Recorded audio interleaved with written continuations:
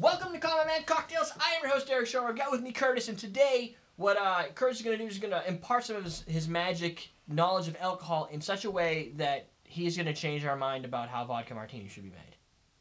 I might have really worked that up to a high level that you've been at. He's like, now it's your turn. Take over. You're going to change everything. This is what we're pushing for. The oils in this product are far superior to a vodka product because of the distillation proof. With vodkas, you push it to such a high proof that you've burnt out the oil conjugars and you've pulled them out. You've taken the spirit out of the spirit. Exactly. This still has them, so I think that I can go head-to-head against the best vodka martini that he has to offer against my vodka martini, and we will see who wins the battle. We're going to have to share our stirs, though. You hit me with some ice? I probably could. Hit me with your best ice. I only have really good. It's white. Fire away. I don't know how much ice you're going to want. That's fine. You don't have that much spirit in here. Let me just start this real quick. What do you need? I don't cut myself. On what? I don't know. I like, a knife. It was like red, and I was like, what? It's just these lights are like playing tricks on me. Oh, I have water. 3.5. Oh, did we talk about this before? It's a little before 1. Yeah. Like, oop, too much. Yeah. Here. Wait, no. You want to pour some of that Fiji water over there into your glass? Oh, to chill it, yeah. Yeah, you don't want to use mine because I drank out of it. Yeah. I guess I'll start. There you go. And you're going to need that. Oh yeah, so this is dry vermouth. Okay, right now, for the record, how do I store this? Because we're only using a little bit of it, and I don't want to throw it away this time. I have like 4 of them on the floor.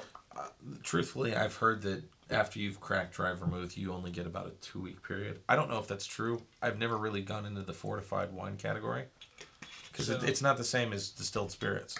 And so you have the same knowledge that I've heard too. Yeah, I know it doesn't have a long shelf life. Keep it in the refrigerator. I've heard, you can put it in the refrigerator for up to 6 months or something. It's like one of those mysterious things that I don't really know what the right answer is.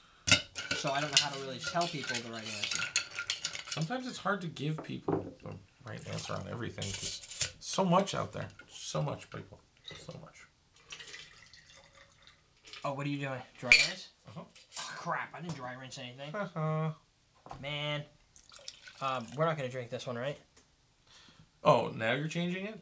Well, yeah. You're supposed to be bringing your A game with your vodka.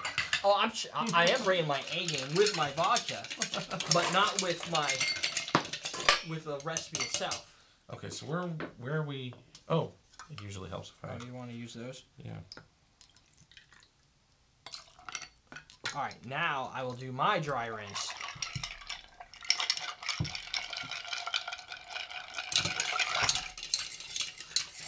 This could be awesome or totally just blow up in my face. That would be awesome. Are we just dumping back into that? Yeah, I just throw them in here. Okay. We don't really have a lot more to do with it. So I got that. Now, 1.5 ounces. So I'm doing 1.5 ounces of vodka. He's doing 1.5 ounces of White Lightning. Mr. O'l Smoky. O'l Smoky, which is a white bourbon. How many bitters did you use? I just used a couple drops. You should use only a couple drops. Look at this. What the hell's wrong with me? So I'm using 22 vodka. Everybody's going to think you're drunk. That's what they're going to think. I'm starting to think I'm drunk because that's just retarded. I don't know what I was doing. And then you said a couple drops. This is cool. It has like an actual dropper. Yeah. 1, 2. Because I want to make sure that when I bring my A game... That they're the same. Yeah, they're the exact same. We're not cheating our A game. No. Do you have a Hawthorne, or not a Hawthorne, julep strainer? Why would I have that? Because when you strain from a glass, you use a julep strainer. I don't have that. Well, I do. I just don't have it up here. Oh, okay. I just strain with that. Oh, it's the same thing. It fits right on top. It's just a little... It's a little... Yeah. You gotta squeeze your springs get a little Nancy about it. Whatever. Screw the springs. So we're not going to garnish this because it's not a... Yeah. I don't think that's going to happen. But it doesn't matter. The focus on this is my vodka martini versus your White Lightning, your bourbon, clear bourbon, white bourbon? That's right, white bourbon alternative. Smells like corn. Yep. That's weird. Hold on. It smells like nothing. Well, if you dig your nose deep enough, it smells like ethanol. You get that. It's faint. Yeah, faint. No, it doesn't. Not as. Maybe if you put it in like a whiskey snifter, or maybe something like this. He's laughing because he knows, oh, I won. Best cocktail ever, right there. Like, of all time? Is that what everybody says? No, I don't really know.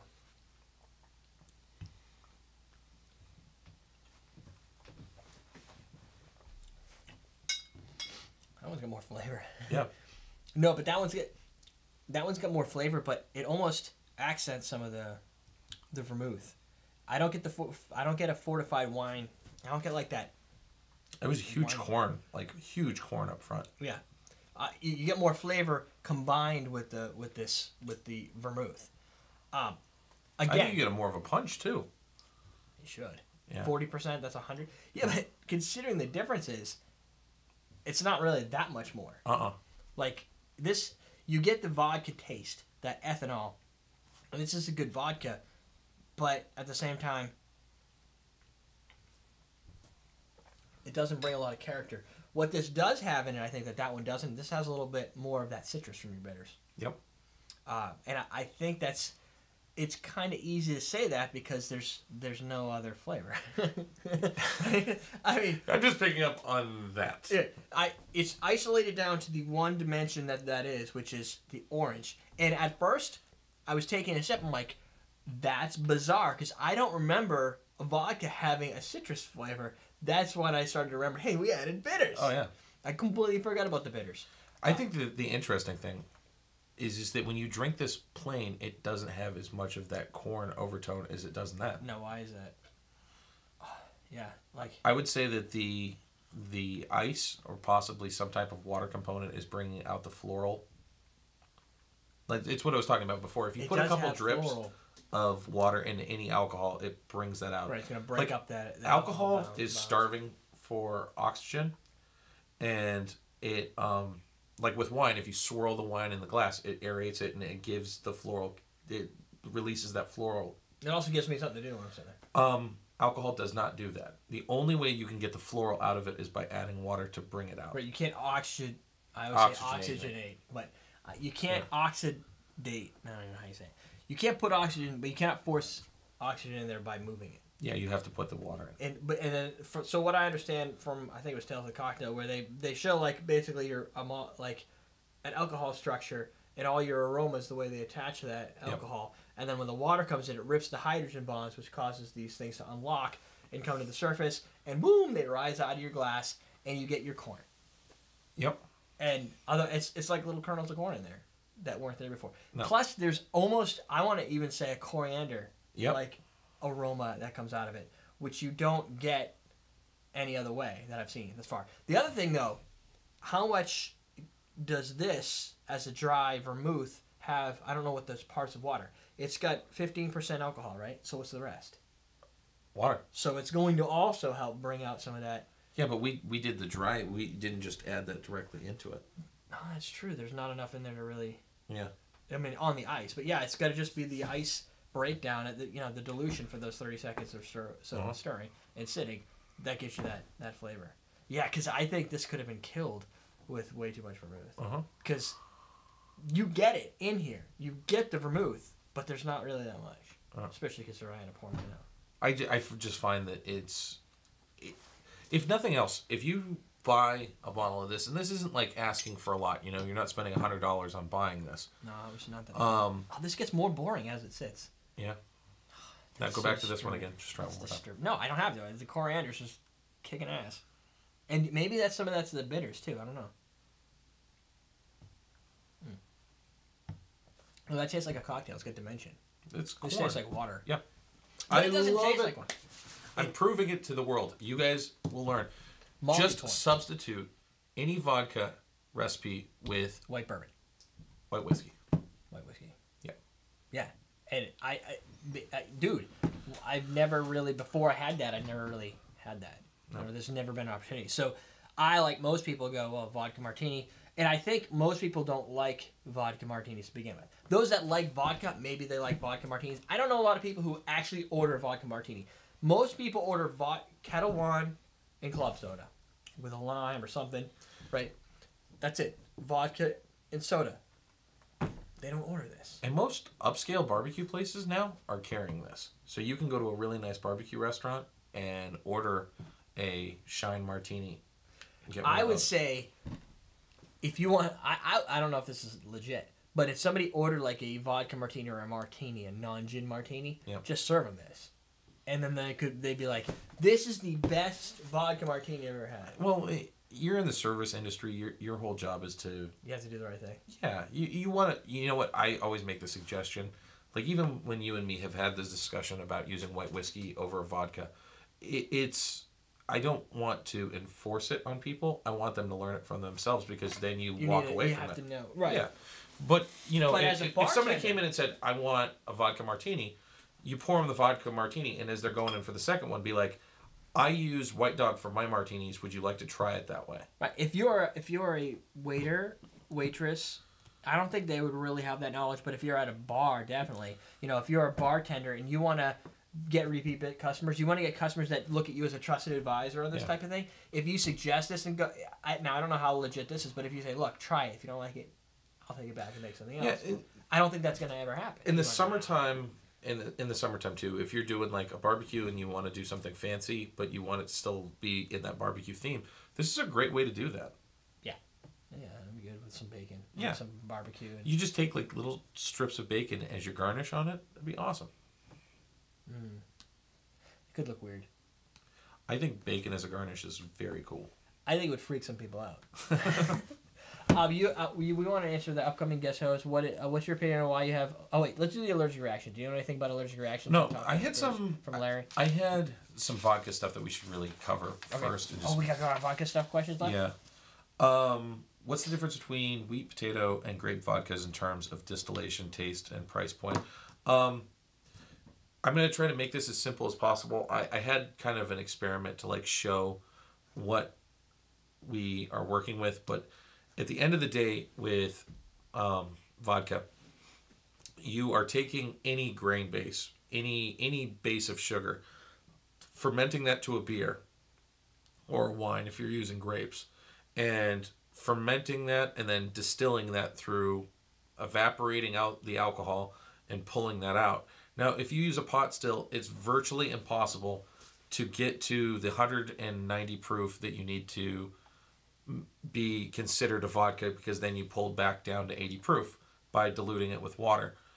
The only way to really do it the right way is through a coffee still, or what's known as continuous distillation, where they pour the fermented juice into the top and they pump steam through the bottom of the tube. And as those two meet with each other, the plates are different temperatures because of heat. What's the word? Not heat exchange, but each plate. Yeah, each plate is a different temperature. So alcohol is going to, the ethanol is going to come off at a different temperature than other things. So they're able to pull. They're chemically removing. That one strip of ethanol at that exact point. So they're just getting this huge stream of just pure ethanol, and it's such a high proof that they're able to then dilute it, and that's vodka. So I don't feel that there is a difference. I cannot taste the difference between one GNS to another GNS. With that being said, you've done that before. You can pick up the differences. Right. I think that if you love vodka and you're really interested in that category, I think it's worth learning as much as you can about it. But at the end of the day, from a distiller's point of view, one GNS to another GNS is really all apples and oranges to me. I like oranges better than apples. Yeah. A little bit. So that covers that question. I thought I had one more here. I wanted to know how to choose from one brand to another. Like, what's the best? What's a good vodka brand? Price tag. What vodka would I buy if I had to buy one? Yeah, the vodka that we're going to use for the Sunday Night Shooters is the only vodka I would purchase. It's the only vodka I've purchased in like 3 years. But okay. So, if you had to go to the store, would you pick one based on a price, on a brand? Like, are you a brand loyal? No, it has to be so creative that I'm intrigued for me to even want to touch it. So how do you find a new one? Like, you find one now that you like. What if you? How are you gonna? If I was gonna buy another vodka, which I don't think would happen in a long time, I think that it would be something about it needs to be creatively different than everything else in the market. And I'm not talking about the bottle design or 50 times distilled, which is a gimmick and not true.